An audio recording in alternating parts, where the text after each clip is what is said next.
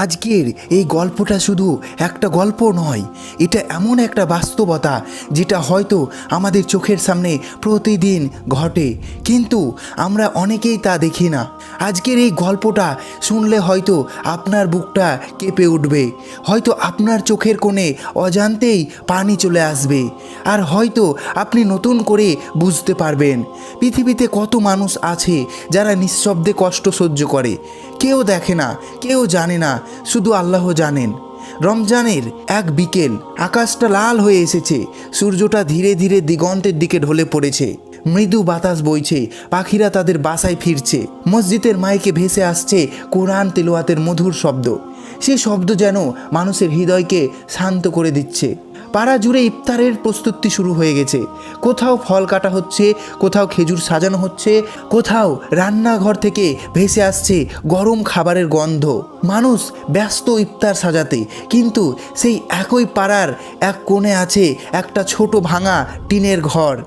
ঘরটা এতটাই পুরনো যে বাতাস এলেই টিন কেঁপে ওঠে। সেই ছোট ঘরের ভেতরে বসে আছে এক গরিব মানুষ, তার নাম রহিম। রহিম একজন দিনমজুর মানুষ। যেদিন কাজ পায় সেদিন তার ঘরে খাবার থাকে, আর যেদিন কাজ পায় না সেদিন তার ঘরে নীরবতা আর খালি পেট। আজ তার রোজা, কিন্তু তার ঘরে ইফতারের জন্য কিছুই নেই, না খেজুর, না পানি, না একটা রুটিও। তার সামনে একটা খালি প্লেট পড়ে আছে। প্লেটটা যেন তার দরিদ্রের নীরব সাক্ষী। রহিম চুপচাপ বসে আছে, তার চোখে ক্লান্তি, মুখে অসহায়তা। ঠিক তখন তার ছোট মেয়ে ধীরে ধীরে এসে তার পাশে বসলো। মেয়েটার বয়স মাত্র 6 বছর। তার চোখে নিষ্পাপ কৌতূহল। সে এখনও দরিদ্র কি জিনিস পুরোপুরি বোঝে না। মেয়েটা খুব শান্ত গলায় বলল, আব্বু, আজ ইফতারে আমরা কি খাবো? এই ছোট্ট প্রশ্নটা যেন রহিমের হৃদয়ে তীরের মতো বিঁধল।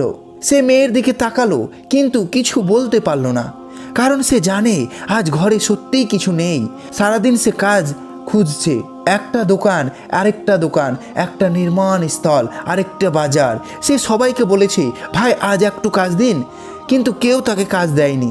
সন্ধ্যা হয়ে গেছে, কিন্তু তার হাতে কোনো কাজ আসেনি। কিন্তু ক্লান্ত শরীর নিয়ে সে বাড়ি ফিরে এসেছে। পকেটে হাত দিয়ে সে দেখলো মাত্র 2 টাকা আছে। 2 টাকা দিয়ে তো একটা খেজুর ও কেনা যায় না। রহিম মাথা নিচু করে বসে রইল।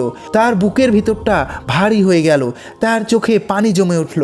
তার ছোট মেয়ে আবার বলল, আব্বু, তুমি চুপ করে আছো কেন? রহিম নিজেকে সামলানোর চেষ্টা করলো। সে মেয়েকে বুকে টেনে নিয়ে বলল, না মা, আমি চুপ করে নেই, আমি আল্লাহর সাথে কথা বলছি।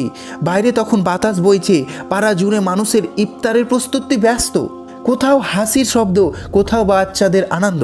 আর এই ছোট ঘরের ভেতরে বসে আছে এক গরিব রোজাদার, যার ঘরে কিছুই নেই। হঠাৎ মসজিদ থেকে আজানের শব্দ ভেসে এলো, আল্লাহু আকবার, আল্লাহু আকবার। আজানের সে শব্দ যেন রহিমের হৃদয়ে গভীরভাবে আঘাত করলো। সে ধীরে ধীরে হাত তুলল, তার চোখ দিয়ে টপ টপ করে পানি ঝরছে। সে কাঁপা গলায় বলল, হে আল্লাহ, তুমি তো জানো আমি তোমার জন্যই রোজা রেখেছি। আমি জানি তুমি সব দেখো, সব জানো। তার কণ্ঠ আরও ভারী হয়ে গেল। সে বলল, হে আল্লাহ, আজ আমার সন্তানের জন্য কিছুই দিতে পারলাম না। আমি একজন অসহায় বাবা, কিন্তু তুমি তো সবচেয়ে দয়ালু। তার চোখের পানি মাটিতে পড়ছে। সে বলল, হে আল্লাহ, তুমি আমাদের ভুলে যেও না। ঠিক সেই মুহূর্তে দরজায় টোকা পড়ল। রহিম অবাক হয়ে দরজা খুলল, দেখলো একজন অচেনা মানুষ দাঁড়িয়ে আছে, তার হাতে একটা ব্যাগ। লোকটা হাসি মুখে বলল, ভাই, আজ মসজিদে ইফতার বিতরণ হচ্ছিল, হঠাৎ মনে হলো এই আপনাকে দিয়ে যাই। রহিম অবাক হয়ে ব্যাগটা হাতে নিল। তার হাত কাঁপছে।